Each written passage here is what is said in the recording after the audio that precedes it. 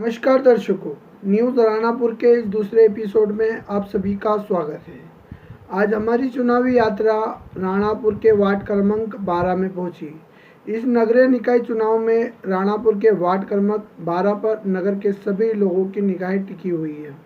यह वार्ड यूं ही लाइमलाइट में नहीं आया। यहां से 2 बार की नगर परिषद अध्यक्ष रह चुकी व भाजपा महिला मोर्चे की जिला अध्यक्ष सुनीता अजनार भाजपा की ओर से मैदान में है। वहीं पिछली परिषद में इस वार्ड की पार्षद रही लक्ष्मी वागुल के पति सुरेश वागुल पार्टी से टिकट नहीं मिलने पर निर्दलीय चुनाव लड़ रहे हैं। कांग्रेस ने अनजान चेहरे युवा अर्जुन मेड़ा पर दांव लगाया है। 2 निर्दलीय भी मैदान में हैं। कांग्रेस की उम्मीद भाजपा व भाजपा के बागी के बीच वोटों के बंटवारे पर जिंदा है। वार्ड में कुल 639 मतदाता हैं। 4 मोहल्ले व 1 फलिया है। पटेल फलिये में सड़क पानी की समस्या है। नगर का शमशान इसी वार्ड में स्थित है। शमशान घाट पहुंच मार्ग जर्जर है। शमशान घाट का अधूरा काम भी एक मुद्दा है। हमने वार्ड के विकास को लेकर नगर परिषद की पूर्व अध्यक्ष व भाजपा प्रत्याशी सुनीता अजनार तथा वार्ड की पूर्व पार्षद लक्ष्मी वागुल के पति तथा निर्दलीय प्रत्याशी सुरेश वागुल से डायरेक्ट सवाल किए तो क्या रहा उनका जवाब, देखिए। सुनीता जी, पिछले 5 सालों की आपकी क्या उपलब्धियां रही अध्यक्षीय कार्यकाल में? सर, प्रथम तो बिहार में हमारे कपिल भैया और हमारे नवे जी आप दोनों का स्वागत करती हूँ। और जैसे आपने प्रश्न किया है कि हमारे पिछले कार्यकाल की क्या उपलब्धियां हैं, तो आप देखिए कि कांग्रेस की सरकार ने जो नल जल योजना लागू की थी, उस योजना के अंतर्गत हमारे पूरे राणापुर में सारे रोडें खोद दी थी और इतनी घटिया हालत हो गई थी कि एक लाइन में नीचे नहीं निकल सकती थी। तो उसी को लेकर हमने हमारे राणापुर का जो विकास किया है, हर वार्ड में पक्की सड़क, अच्छी सड़क की है। हर वार्ड में हमने साफ सफाई का काम बढ़िया तरीके से किया है।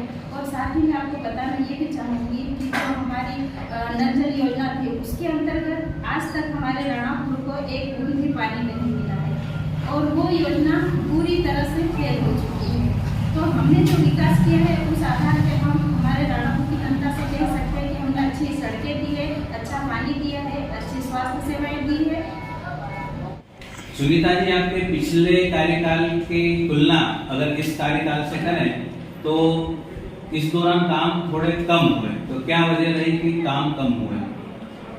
भैया, आपकी सही बात है। पिछले कार्यकाल में हमारे काफी विकास के कार्य हुए थे, लेकिन इस बार आप सभी को पता है कि एक महामारी, कोरोना जैसी महामारी हमारे देश के मतलब सभी देशों में हुई। उसका कारण ये रहा कि हमें 2.5 साल कम रहा। हमारे पास 2.5 साल का समय जो हमको 5 साल का समय जो मिला था, उसमें हमारे 2.5 साल को ऐसी महामारी करके फिर भी राणापुर का जो विकास हमने किया है, मुझे लगता है कि हमारे किसी भी क्षेत्र में या किसी भी परिसर में इतना विकास का कार्य नहीं हुआ है जो कि राणापुर में हुआ है। पिछले कार्यकाल में ऐसी कौन सी योजनाएं थी जो आप पूरा नहीं कर पाए और बाकी रह गई? पिछले कार्यकाल में हमारे राणापुर में बहुत सी योजनाएं जो हमने चालू की थी या बहुत से कार्य जिसको हमने शुरू किया था, वो लगभग सभी पूर्ण हो चुके हैं। केवल एक तो ऐसी योजना है या एक तो ऐसे अपूर्ण कार्य है जिसे हम बना रहे हैं, वो उसके लिए थोड़ा सा काम बाकी है। और देखा जाए तो एक हम नया प्रोजेक्ट भी लेके आए हैं राणापुर में अमृत 2 के अंतर्गत, जिसमें कि डायरेक्ट मोर सागर से लगा के पाइप लाइन डालना है। और दूसरा जो अपनी काली नदी है, वहीं पर हम एक फिल्टर प्लांट बनाने की योजना बना चुके हैं। और दूसरा ये है कि जितने भी हमारे राणापुर में जो गंदी नालियाँ हैं, उनका पानी जो तालाब में मिल रहा है, उसके लिए भी हम अपनी योजना बना चुके हैं। उसमें भी साफ स्वच्छ पानी करके वो तालाब में मिलेगा, ऐसी योजना है। और इस ओर हम बहुत जल्दी कार्य करने वाले हैं। क्या आपकी नजर तीसरी बार राणापुर नगर परिषद के अध्यक्ष पद पर है? जैसे आप यह कह रहे हैं तीसरी बार, तो अभी तक भारतीय जनता पार्टी और संगठन ने जो हम पर विश्वास जताया है, इसी का परिणाम है कि तीसरी बार भी हम अभी तो जैसे नियम चेंज हो गया है, पार्षदों है। यदि पार्टी संगठन चाहेगा तो उनके आदेश का हम पूरा पालन करेंगे। इस बार टिकट वितरण को लेकर पार्टी संगठन को काफी सवालों का सामना करना पड़ा और काफी मशक्कत भी करना पड़ी, तो ऐसी स्थिति क्यों बनी? जैसे कि आपने बताया कि टिकट को लेकर काफी मशक्कत करनी पड़ी, लेकिन आप सभी को पता है कि हमारे भारतीय जनता पार्टी 18 करोड़ सदस्यों की पार्टी है, ये विश्व की सबसे बड़ी पार्टी है। तो कार्यकर्ता होने के नाते हर कार्यकर्ता की इच्छा रहती है कि वो कोई छोटा बड़ा कोई सा भी चुनाव हो वो उसमें अपनी दावेदारी पेश कर सकता है।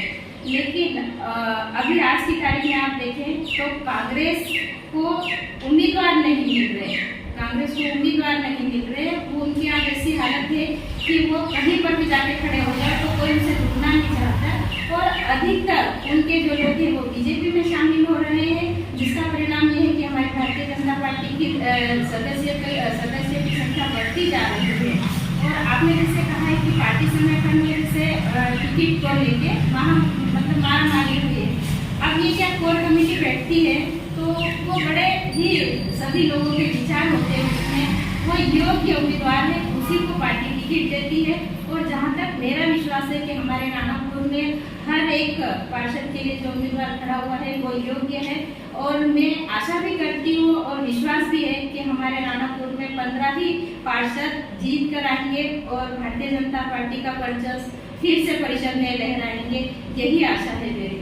धन्यवाद सुनीता जी। सुरेश जी, गत परिषद में आपकी पत्नी वार्ड 12 से पार्षद थी, आपने वार्ड में क्या क्या काम करवाए हैं?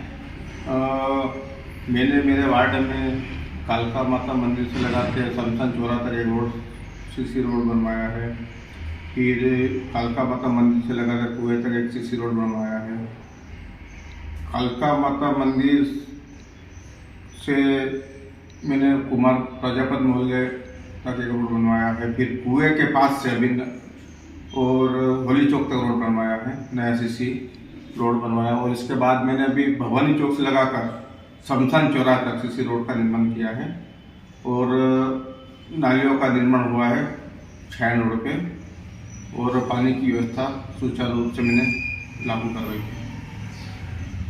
कुछ ऐसे काम भी रहे होंगे जो पिछले कार्यकाल में आप नहीं कर पाए जी, क्या वजह रही?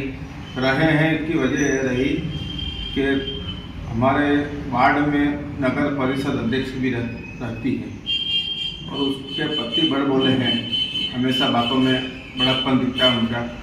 तो पिछली बार जो चुनाव हुए थे भारतीय जनता पार्टी ने जो प्रथम दिखाया था उसमें हमारे वार्ड 12 से भारतीय जनता पार्टी के अध्यक्ष को और भारतीय जनता पार्टी के पार्षद को जीत दिलाई थी, लेकिन इसके बावजूद भी इसने यह कहकर पल्ला झाड़ दिया कि वार्ड 12 के लोगों ने मेरे को मतदान नहीं किया, वोट मुझे नहीं दिया, मैं इस वार्ड से नहीं जीता हूँ, मैं वार्ड 3 और 4 से जीता हूँ।